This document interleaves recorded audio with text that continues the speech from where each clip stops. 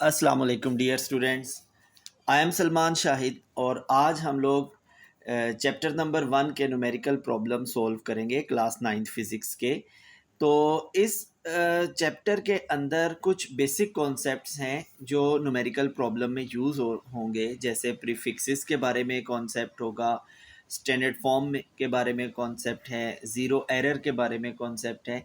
तो first of all हम लोग प्रीफिक्सेस का कॉन्सेप्ट अपना क्लियर करते हैं कि प्रीफिक्स क्या होते हैं। प्रीफिक्सेस आर द वर्ड्स और letters added before SI unit such as kilo, mega, giga and milli. अब सवाल ये पैदा होता है कि हम लोग प्रीफिक्सेस को क्यों इस्तेमाल करते हैं। तो बाज़ औक़ात हमें बड़ी वैल्यूज़ और बाज़ औक़ात छोटी वैल्यूज़ से वास्ता पड़ता है। तो ऐसी वैल्यूज़ को फिर सूटेबल प्रीफिक्स की मदद से हम लोगों को लिखना पड़ता है। अगर हम नहीं लिखेंगे तो उन वैल्यूज़ को पढ़ना और लिखना बहुत मुश्किल हो जाता है। तो हम लोग वक्त ज़ाया किए बगैर अपना न्यूमेरिकल नंबर 1 स्टार्ट करते हैं जी। Express the following quantities using prefixes. आप देख सकते हैं जी, हमारा पहला न्यूमेरिकल है 5000 ग्राम। ठीक है, आपने इसको प्रीफिक्स के ज़रिए से लिखना है, सूटेबल प्रीफिक्स यूज़ करना है। तो सबसे पहले देखें 5000 ग्राम, इसमें जो 1000 के 3 ज़ीरोज़ हैं 1 2 एंड 3, इसको आप एक्सपोनेंट 3 करके लिख सकते हैं और एक्सपोनेंट 3 की जो वैल्यू है वो किलो होती है। ठीक है, तो एक्सपोनेंट 3 की जगह पर आप किलो लिख देंगे तो ये बन जाएगा 5 किलोग्राम। बजाय कि आप 5000 ग्राम पढ़ें, आप सिंपल 5 किलोग्राम कह देंगे। तो ये बहुत सिंपल और इजी वे होगा। उसके बाद सेकंड क्वेश्चन है 1000 वाट, यानी कि 2 के बाद 6 ज़ीरोज़ हैं और आपने इसको भी सूटेबल प्रीफिक्स में कन्वर्ट करना है। तो 6 ज़ीरोज़ की बजाय आप लिखें एक्सपोनेंट 6। ठीक है स्टूडेंट, 6 ज़ीरो लिखने की बजाय आप एक्सपोनेंट 6 लिख दें और एक्सपोनेंट 6 की जो वैल्यू है वो है मेगा। ठीक है, तो फिर एक्सपोनेंट 6 की जगह पर आप मेगा लिख देंगे तो ये बन जाएगा 2 मेगावाट। अब ये जो दो प्रीफिक्सेस हमने इन दो क्वेश्चंस में यूज़ किए हैं, ये बड़ी वैल्यूज़ के लिए यूज़ होते हैं, जैसे किलो, मेगा, गीगा। ये बड़ी वैल्यूज़ जो हैं उसको रीज़नेबल वे में लिखने के लिए ये वाले प्रीफिक्सेस यूज़ होते हैं। छोटी वैल्यूज़ के लिए भी प्रीफिक्सेस यूज़ होते हैं, वो मैं आपको अगले न्यूमेरिकल में बताऊँगा। अब इसका जो सी पार्ट है वो आप देख सकते हैं, उसमें है 52 एक्सपोनेंट माइनस 10 किलोग्राम। ये आपका न्यूमेरिकल है 52 exponent minus 10 kilogram. First of all आप इसको, ये किलो ऑलरेडी प्रीफिक्स यूज़ हुआ है, बट हमने सूटेबल प्रीफिक्स में लिखना है ताकि इसमें 10 की पावर ना हो, जस्ट प्रीफिक्स की शक्ल में ये आंसर आए। तो फर्स्ट ऑफ ऑल आप किलो की जगह उसकी वैल्यू लिख दें। किलो की वैल्यू आपके पास ये मौजूद है एक्सपोनेंट 3, वो आप किलो की जगह लिख देंगे एक्सपोनेंट 3। अब आपने एक फार्मूला या एक रूल पढ़ा हुआ है कि एक जैसी वैल्यूज़ अगर मल्टीप्लाई हों तो उनकी पावर ऐड हो जाती हैं। तो देख सकते हैं जी, 10 की पावर -10, 10 की पावर 3, तो आप 1 टाइम 10 लिखेंगे और उनकी पावर्स को ऐड कर देंगे, यानी ये हो जाएगा -10 + 3। अब -10 + 3 क्या होता है? -7। ओके, लेकिन -7 हमारे पास कोई भी प्रीफिक्स नहीं है या कोई भी उसकी वैल्यू नहीं होती है -7 की।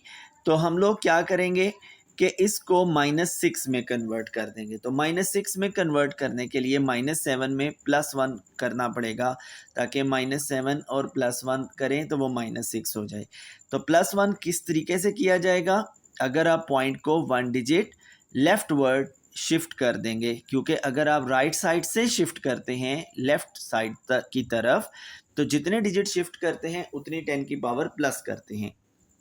तो हमें यहाँ पर जस्ट 1 डिजिट मूव करने की ज़रूरत है, तो हम जस्ट 1 डिजिट मूव करेंगे और पॉइंट जो है वो 5 के बाद आ जाएगा, तो ये बन जाएगा 5.2। और यहाँ हम लोग एक्सपोनेंट +1 कर देंगे, या एक ही वक्त में, ये मैंने डायरेक्ट स्टेप किया हुआ है, आप भी कर सकते हैं।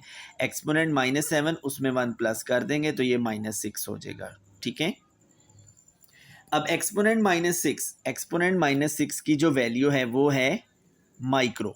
ये आपके सामने मौजूद है। एक्सपोनेंट -6 की वैल्यू क्या है? माइक्रो। तो आप उसकी जगह पर माइक्रो लिख देंगे। ठीक है स्टूडेंट, तो ये आपका क्वेश्चन बन जाएगा, इसका आंसर आएगा 5.2 माइक्रोग्राम। ओके, अब नेक्स्ट क्वेश्चन जो इस फर्स्ट क्वेश्चन का लास्ट पार्ट भी है वो है 225 एक्सपोनेंट -8 सेकेंड। अब हम लोग क्या करेंगे, -8 भी कोई प्रीफिक्स नहीं होता, या यूँ कह लें कि किसी प्रीफिक्स की वैल्यू नहीं होती -8। तो हम लोग इस तरह करेंगे कि पॉइंट को two digit left word shift कर देंगे। अब 2 डिजिट क्यों शिफ्ट किया, क्योंकि -8 में +2 करेंगे तो -6 आएगा, तो इसलिए यहाँ आपको 2 डिजिट लेफ्ट वर्ड शिफ्ट करना पड़ेगा। ठीक है, तो ये बन जाएगा 2.25 एक्सपोनेंट -6 सेकेंड। और -6 की वैल्यू आपने पिछले न्यूमेरिकल में भी देखा था, माइक्रो होती है, या -6 जो है वो माइक्रो की वैल्यू होती है। आप ऐसा कह लें कि -6 जो है वो माइक्रो की वैल्यू होती है, तो -6 की जगह पर आप माइक्रो लिख देंगे। ओके स्टूडेंट, ये आपका क्वेश्चन नंबर 1 था। अब हम लोग करेंगे question number 1.2। How do prefixes micro, nano and pico relate to each other. ये हमारा क्वेश्चन है, how do prefixes micro, nano and pico relate to each other. तो फर्स्ट ऑफ ऑल हम लोगों ने माइक्रो का और नैनो का रिलेशनशिप डिस्क्राइब करना है, तो वो कैसे शुरू किया जाएगा। आप देख सकते हैं कि 1 माइक्रो की वैल्यू क्या है, एक्सपोनेंट -6। अब आपने माइक्रो और नैनो का रिलेशन बयान करना है, तो एक्सपोनेंट -6 में ऐसा क्या ऐड किया जाए कि वो -9 हो जाए। तो आपको डेफिनेटली एक्सपोनेंट -3 से मल्टीप्लाई करना पड़ेगा राइट साइड पे। अगर आप राइट साइड पे कर रहे हैं तो आपको लेफ्ट साइड पे भी करना पड़ेगा, बिकॉज इक्वेशन का मतलब होता है बैलेंस करना, बराबरी। अगर आप एक साइड पे एक काम कर रहे हैं और दूसरे साइड पे वो काम नहीं कर रहे तो वो इक्वेशन अनबैलेंस हो जाएगी। लिहाजा आपको दोनों साइड पर एक्सपोनेंट -3 से मल्टीप्लाई करना पड़ेगा। अब आप देखें कि एक्सपोनेंट -6 और एक्सपोनेंट -3 ये दोनों जब ऐड होंगे तो क्या आएगा, एक्सपोनेंट -9। ठीक है, और एक्सपोनेंट -9 की जगह आप नैनो लिख सकते हैं, और वो दूसरी साइड पे लेफ़्ट साइड पे जो एक्सपोनेंट -3 माइक्रो है वो एज इट इज़ नीचे शिफ्ट होता जाएगा। तो फाइनली माइक्रो का और नैनो का रिलेशन ये होगा कि 1 nano is equal to exponent -3 micro. Okay, अब आप इसका जो सेकंड स्टेप है कि relation between micro and pico, तो आप वो डिस्क्राइब करेंगे। तो फर्स्ट ऑफ ऑल आप लिखेंगे 1 micro is equal to exponent -6। अब -6 से -12 बनाने के लिए आपको क्या करना पड़ेगा, बिकॉज आप जानते हैं कि 1 पिको इक्वल टू एक्सपोनेंट -12। तो एक्सपोनेंट -6 से -12 किस तरह बनेगा, अगर आप दोनों साइड को एक्सपोनेंट -6 से मल्टीप्लाई कर देंगे। ठीक है, अब आप देखें यहाँ एक्सपोनेंट -6 से जब मल्टीप्लाई किया तो दोनों वैल्यूज़ एक जैसी हैं, 10 10 उनकी पावर ऐड हो जाएंगी, तो ये बन जाएगा एक्सपोनेंट -12। ये वाला जो एक्सपोनेंट -6 है वो 1 माइक्रो से मल्टीप्लाई होके एज इट इज़ नीचे शिफ्ट हो जाएगा। उसके बाद एक्सपोनेंट -12 की जगह जो 1 पिको है आप वो लिख देंगे। तो ये 1 pico is equal to exponent -6 micro. Okay student, ये पिको और माइक्रो का रिलेशन हो गया। उसके बाद लास्ट में जो रिलेशन है वो नैनो और पिको का है। पहले हमने बताया माइक्रो और नैनो का, फिर हमने बताया माइक्रो और पिको का, और लास्ट में है नैनो और पिको। तो नैनो और पिको का रिलेशन डिस्क्राइब करने के लिए आप फर्स्ट ऑफ ऑल लिखेंगे 1 nano is equal to exponent -9। ठीक है, अब -9 से -12 कैसे बनेगा, अगर आप दोनों साइड को एक्सपोनेंट -3 से मल्टीप्लाई करें, इधर भी और इधर भी। जब यहाँ पर भी आप मल्टीप्लाई करेंगे तो -9 और -3 -12 हो जाएगा, और ये एक्सपोनेंट -3 1 से मल्टीप्लाई होके एक्सपोनेंट -3 नैनो बन जाएगा। अब एक्सपोनेंट -12 की जगह आप पिको लिख दें, जैसे ऊपर वाले क्वेश्चन में लिखा था वैसे ही आप यहाँ पर लिख दें। तो 1 pico is equal to exponent -3 nano. Okay student, ये आपका न्यूमेरिकल प्रॉब्लम 1.2 था। आई होप कि आपको अच्छा सा समझ आ गया होगा। अगर आपको इसमें कोई प्रॉब्लम हो तो प्लीज़ कमेंट सेक्शन में ज़रूर बताइएगा। जी स्टूडेंट्स, अब हम चलते हैं जी न्यूमेरिकल नंबर 1.3 पे। इसमें वो कह रहे हैं कि your hair grows at the rate of 1 millimetre per day, find their growth rate in nanometre per second. अब ये आपका क्वेश्चन है कि आपके जो हेयर हैं वो रोज़ाना 1 मिलीमीटर के हिसाब से बढ़ते हैं। आपने इनकी जो ग्रोथ रेट है वो मिलीमीटर पर डे की बजाय नैनोमीटर पर सेकंड में फाइंड करनी है। तो फर्स्ट ऑफ ऑल आप डेटा लिखेंगे hair growth rate 1 millimetre per day, और रिक्वायर्ड लिखेंगे hair growth rate in nanometre per second, उसे क्वेश्चन मार्क करके लिख दीजिएगा। अब आप इसको करेंगे कैसे? फर्स्ट ऑफ ऑल आप डे को सेकेंड में चेंज करेंगे। तो ये आप साइड पे देख सकते हैं कि 1 day is equal to 86,400 second, यानी 1 डे में 86,400 सेकेंड होते हैं। कैसे भला? 1 डे में कितने आवर्स होते हैं? 24 आवर्स, और 1 आवर में 60 मिनट्स होते हैं, और 1 मिनट में फिर 60 सेकेंड होते हैं। तो 24 इंटू 60 करेंगे तो ये 86,400 सेकेंड आ जाएगा। ठीक है, ये 86,400 सेकेंड, ये आपको रेड कलर से नज़र आ रहे हैं। ये आपने वैल्यू पुट कर देनी है इधर 1/86,400 में। ठीक है, इसके बाद आप अपने कैलकुलेटर से जब इसे डिवाइड करेंगे 1/86,400, तो आपका आंसर आएगा 1.157 एक्सपोनेंट -5 मिलीमीटर पर सेकेंड। अभी ये डे को सेकेंड में मैंने चेंज किया है, अभी मिलीमीटर एज इट इज़ मौजूद है। उसके बाद अगला जो स्टेप है उसमें आप मिली की जो वैल्यू है एक्सपोनेंट -3 वो पुट कर देंगे, और मिली की जगह एक्सपोनेंट -3 आ जाएगा, और बाकी मीटर पर सेकंड एज इट इज़ अपनी जगह पर मौजूद रहेगा। उसके बाद फिर वही काम कि अगर एक जैसी वैल्यूज़ मल्टीप्लाई हो रही हों, जैसे ये देख सकते हैं आप एक्सपोनेंट -5 और एक्सपोनेंट -3, ये दोनों मल्टीप्लाई हो रहे हैं, इनको ऐड कर देंगे और ये बन जाएगा एक्सपोनेंट -8। ओके स्टूडेंट, तो ये बनेगा 1.157 एक्सपोनेंट -8 मीटर पर सेकेंड। बट हमें आंसर चाहिए नैनोमीटर पर सेकेंड में, तो -8 को किसी भी तरीके से -9 करना पड़ेगा। तो वो हम जानते हैं कि अगर हम डेसिमल पॉइंट को राइट वर्ड शिफ्ट करें, यानी कि दाईं तरफ शिफ्ट करें, तो जितने डिजिट हम लोग शिफ्ट करेंगे उतना हम लोग एक्सपोनेंट माइनस करेंगे। फॉर एग्जांपल अगर आप 1 डिजिट शिफ्ट करते हैं तो आप -1 करेंगे, यानी कि 10 की पावर -1 लिख देंगे। अगर आप 2 डिजिट शिफ्ट कर रहे हैं तो 10 की पावर -2 लिख देंगे। अब यहाँ हम लोगों ने जस्ट 1 डिजिट शिफ्ट करना है, बिकॉज हम जानते हैं कि -8 में -1 ऐड करें तो वो -9 हो जाता है। इस वजह से आप रेड कलर का एरो आप नज़र आ रहा होगा कि मैंने लेफ़्ट साइड से राइट साइड की तरफ पॉइंट को शिफ्ट किया है ओनली 1 डिजिट। ठीक है, तो 1 डिजिट शिफ्ट करने की वजह से ये बन गया एक्सपोनेंट -9। अब ये देखिएगा आप, ये एक्सपोनेंट -9 बन गया। ठीक है स्टूडेंट, यानी ये बन गया 11.57 एक्सपोनेंट -9 मीटर पर सेकेंड। अब एक्सपोनेंट -9 की जगह पर आप नैनो लिख दें तो ये बन जाएगा 11.57 नैनोमीटर पर सेकेंड। जी स्टूडेंट, अब क्वेश्चन नंबर 1.4 की तरफ चलते हैं। ये क्वेश्चन है जी, री right the following in standard form. ये आप देख सकते हैं, री right the following in standard form, मतलब कि ये जो वैल्यूज़ हैं जो आपको गिवन है ये स्टैंडर्ड फॉर्म में नहीं है। स्टैंडर्ड फॉर्म क्या होती है? इसको साइंटिफिक नोटेशन भी कहा जाता है। तो क्वेश्चन 1.4 का जो फर्स्ट पार्ट है उसमें है 1168 एक्सपोनेंट -27। अब इसमें आप जानते हैं कि जिस भी वैल्यू का डेसिमल पॉइंट आपको नज़र ना आ रहा हो वो एक्सट्रीम राइट साइड पे होता है, एक्सट्रीम राइट साइड पे। ठीक है, मतलब वो 8 के बाद कहीं होगा लेकिन वो आपको विजिबल नहीं है।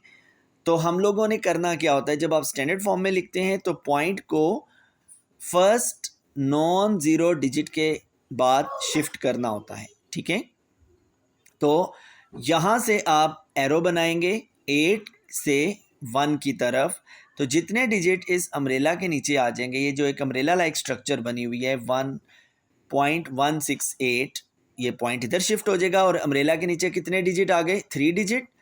तो आप उतनी 10 की पावर 3 कर देंगे, यानी कि अगर फ़र्ज़ कर लें 3 डिजिट है तो 10 की पावर 3 हो जाएगा, अगर 4 डिजिट है तो 10 की पावर 4 हो जाएगा। अब इस केस में आपने 3 डिजिट शिफ्ट किया तो आप उसको एक्सपोनेंट 3 लिख देंगे या 10 की पावर 3 लिख देंगे, और 10 की पावर -27 जो कि क्वेश्चन के अंदर गिवन था वो as it is downward shift हो जाएगा। अब आप जानते हैं कि एक जैसी वैल्यूज़ मल्टीप्लाई हों तो पावर ऐड हो जाती हैं, तो 3 प्लस -27, यानी मैंने प्लस किया है तो आपको पता है कि प्लस करते वक्त साइन चेंज नहीं होते, इसलिए ये 3 -27 ही रहेगा। तो आप इसको सोल्व करेंगे तो ये -24 हो जाएगा। तो क्वेश्चन इसका आंसर बनेगा 1.168 एक्सपोनेंट -24। ओके, ये शॉर्ट क्वेश्चंस होते हैं, वन वर्ड आंसर होता है, एमसीक्यूज़ में भी आ जाते होते हैं इस तरह के क्वेश्चन। अब आप बी पार्ट की तरफ चलें। बी पार्ट में कहता है जी 32 एक्सपोनेंट 5। अब इसमें जस्ट 1 डिजिट शिफ्ट करना पड़ेगा, राइट साइड से लेफ्ट साइड की तरफ आपको 1 डिजिट शिफ्ट करना पड़ेगा। तो जब आप राइट साइड से शिफ्ट करेंगे तो उतनी 10 की पावर प्लस कर देंगे, यानी कि अगर आपने 1 डिजिट शिफ्ट किया तो 10 की पावर 1 कर देंगे, 2 डिजिट शिफ्ट करेंगे तो 10 की पावर 2 कर देंगे। इस केस में हम लोग सिर्फ 1 डिजिट शिफ्ट कर रहे हैं, लिहाजा 10 की पावर 1 किया जाएगा। तो 10 की पावर 1 और ऑलरेडी जो 10 की पावर 5 क्वेश्चन में था वो लिख दिया जाएगा एज इट इज़। तो 10 की पावर 1 और 10 की पावर 5 दोनों ऐड होने के बाद बन जाएंगे 10 की पावर 6। तो फाइनल आंसर आएगा 3.2 एक्सपोनेंट 6। ठीक है, अब इसका सी पार्ट है वो देख लें। यहाँ पर क्वेश्चन है जी 725 एक्सपोनेंट -5 किलोग्राम। ओके स्टूडेंट, अब यहाँ पर कुछ बच्चे कंफ्यूज हो जाते हैं जी कि यहाँ तो प्रीफिक्स दिया हुआ है, तो इससे कोई फ़र्क नहीं पड़ता, हम लोगों ने सिर्फ उसको स्टैंडर्ड फॉर्म में लिखना है। प्रीफिक्स जो भी दिया हुआ है या यूनिट जो भी दिया हुआ है वो as it is downward shift करते चले जाने। अब आप देखें अगेन जो डेसिमल है वो नज़र नहीं आ रहा, तो मतलब एक्सट्रीम राइट पे होगा, मतलब 5 के बाद होगा।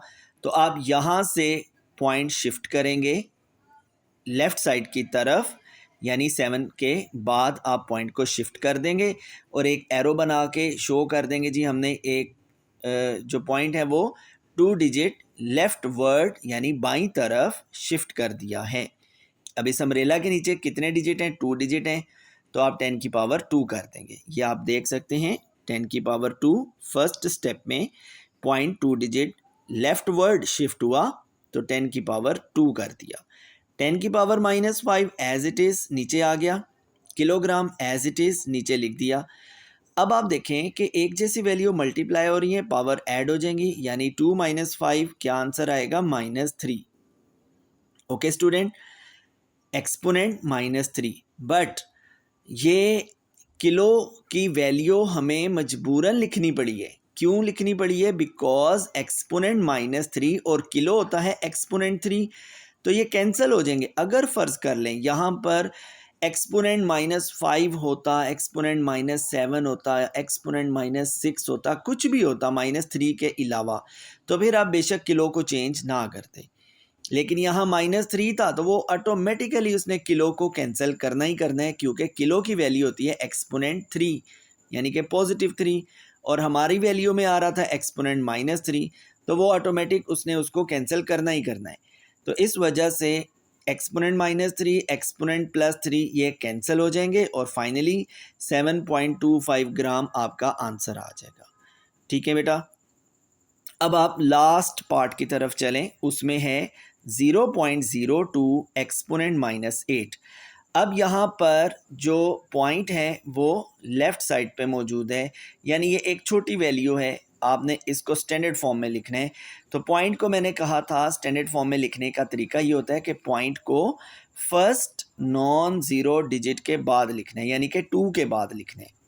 इस पार्ट में जो पॉइंट है वो 2 के बाद शिफ्ट होगा, तो 2 डिजिट आप राइट वर्ड यानी दाईं तरफ शिफ्ट करेंगे तो जब दाईं तरफ शिफ्ट करेंगे तो पावर माइनस होती है। अब आपने 2 डिजिट राइट वर्ड शिफ्ट किया है तो 10 की पावर -2 लिखेंगे, ठीक है। और 10 की पावर -8 एज इट इज़ नीचे शिफ्ट हो जाएगा। अब 10 की पावर -2 और 10 की पावर -8 दोनों ऐड हो जाएंगे और 10 की पावर -10 आ जाएगा, ठीक है। और फाइनल आंसर होगा 2 into 10 raise to power -10। Okay student. जी स्टूडेंट, अब हम क्वेश्चन नंबर 1.5 करेंगे। Write the following quantities in standard form. ये बिल्कुल क्वेश्चन नंबर 1.4 जैसा है, उसमें भी स्टैंडर्ड फॉर्म में लिखना था, इसमें भी आपने स्टैंडर्ड फॉर्म में ही लिखना है। तो आप इसमें देखें, जो फर्स्ट पार्ट है 6400 किलोमीटर, इसमें आप क्या करेंगे, अगेन पॉइंट नज़र नहीं आ रहा तो एक्सट्रीम राइट साइड पे इसका पॉइंट है। आप मूव करेंगे पॉइंट को लेफ्टवर्ड यानी बाईं तरफ, पॉइंट को मूव करेंगे। कितने डिजिट आप मूव करेंगे ताकि वो 6 के बाद आ जाए, यानी कि 1 2 3, यानी आपने 3 डिजिट बाईं तरफ पॉइंट को शिफ्ट कर देना है, ठीक है। जब आप 3 डिजिट बाईं तरफ शिफ्ट करेंगे तो उतनी ही 10 की पावर पॉजिटिव करेंगे, प्लस करेंगे, यानी कि आपने 3 डिजिट शिफ्ट किया तो 10 की पावर 3 करना पड़ेगा और एज इट इज़ किलोमीटर नीचे शिफ्ट हो गया। अब आप ज़रा 1.4 क्वेश्चन में वो देख सकते हैं जहाँ पर किलो को ख़त्म किया था हमने, वो मैंने आपको बताया था कि किलो को हमने ख़त्म क्यों किया था, क्योंकि उधर आया था 10 की पावर -3 और किलो की वैल्यू होती है 10 की पावर +3। तो 10 की पावर -3 चूँकि क्वेश्चन में आ गया था और किलो का 10 की पावर +3 वो ऑटोमेटिक कैंसिल हो जाते हैं, बट यहाँ 10 की पावर +3 आ रहा है, -3 नहीं आ रहा, लिहाजा यहाँ पर किलो की वैल्यू यानी किलो का जो मल्टीपल है वो लिखने की ज़रूरत नहीं है। जस्ट आप लिखेंगे 6.4 एक्सपोनेंट 3 किलोमीटर। ओके, इसका बी पार्ट देख लें, बहुत सिंपल है, 3,80,000 किलोमीटर। अगेन ये एक डिस्टेंस दिया हुआ है 3,80,000, इसको भी आपने स्टैंडर्ड फॉर्म में या साइंटिफिक नोटेशन में लिखना है। इसका भी पॉइंट आपको नज़र नहीं आ रहा, यानी एक्सट्रीम राइट पे होगा। आप यहाँ से मूव करेंगे इस पॉइंट को लेफ्टवर्ड बाईं तरफ तो वो 3 के बाद पॉइंट शिफ्ट हो जाएगा। कितने डिजिट आपने शिफ्ट किया, 5 डिजिट। तो जितने डिजिट शिफ्ट करेंगे उतनी 10 की पावर प्लस कर देंगे, यानी कि 10 की पावर +5 आ जाएगा, ठीक है। ये बहुत सिंपल से क्वेश्चन है। फिर उसके बाद इसका जो सी पार्ट है उसमें आप देख लें 3 के बाद 8 ज़ीरोज़ हैं, ठीक है, 3 के बाद 8 ज़ीरोज़ हैं और आगे यूनिट है मीटर पर सेकंड। मीटर पर सेकंड आप चैप्टर नंबर 2 में पढ़ेंगे। मीटर पर सेकंड यूनिट होता है स्पीड का या वेलोसिटी का। तो खैर यहाँ पर हम लोग स्टैंडर्ड फॉर्म में लिख रहे हैं तो हमें जस्ट इस पर फोकस करना है। तो पॉइंट को आप लेफ़्ट वर्ड शिफ्ट करेंगे तो कितने डिजिट शिफ्ट किए, 8 डिजिट आपने लेफ़्ट वर्ड शिफ्ट किए। तो जितने डिजिट आपने शिफ्ट किए हैं उतनी 10 की पावर आप प्लस कर देंगे। तो आपने चूँकि 8 डिजिट शिफ्ट किए हैं तो ये बन जाएगा 3 एक्सपोनेंट 8 मीटर पर सेकेंड, ठीक है। अब जो लास्ट पार्ट है वो उसमें देखिएगा सेकेंड्स इन अ डे, यानी एक दिन में जितने भी सेकेंड्स होते हैं आपने उसको स्टैंडर्ड फॉर्म में लिखना है। तो फर्स्ट ऑफ ऑल आपको ये पता होना चाहिए कि 1 डे में सेकंड कितने होते हैं। तो 1 डे में 86,400 सेकंड होते हैं। कैसे आया ये मैंने आपको पिछले जो क्वेश्चंस थे उसमें मैंने बता दिया था, मैं दोबारा आपको बता देता हूँ 86,400 कैसे आया। कि 1 डे में 24 आवर्स होते हैं, 1 आवर में 60 मिनट्स होते हैं और 1 मिनट में 60 सेकेंड्स होते हैं। तो आप 1 डे को लिखेंगे, 1 day is equal to 24 multiply by 60 multiply by 60, तो ये बन जाएगा 86,400 सेकेंड। तो चूँकि 1 डे में 86,400 सेकेंड का पता चल चुका है, लिहाजा हम लिखेंगे seconds in a day 86,400 second और इसके बाद इसको कन्वर्ट करेंगे स्टैंडर्ड फॉर्म में। पॉइंट राइट साइड पे है, मूव करेंगे लेफ्टवर्ड, 4 डिजिट मूव होगा और वो point first non zero digit के बाद आ जाएगा। तो ये बनेगा 8.64 एक्सपोनेंट 4 सेकेंड। तो स्टूडेंट ये आपका क्वेश्चन नंबर 1.5 भी मुकम्मल हो गया। अब इसका एक क्वेश्चन है 1.6 जो कि ज़ीरो एरर के हवाले से है, तो उसका ज़ीरो एरर का कॉन्सेप्ट अलग से देना पड़ेगा आपको। Zero error of vernier calliper क्या होता है उसका मैं एक अलग से क्वेश्चन बनाऊंगा। तो आई होप कि आपको ये सारा समझ आ गया होगा। अगर किसी स्टूडेंट को समझ ना आया हो तो प्लीज़ कमेंट सेक्शन में ज़रूर बताइएगा। Thank you so much.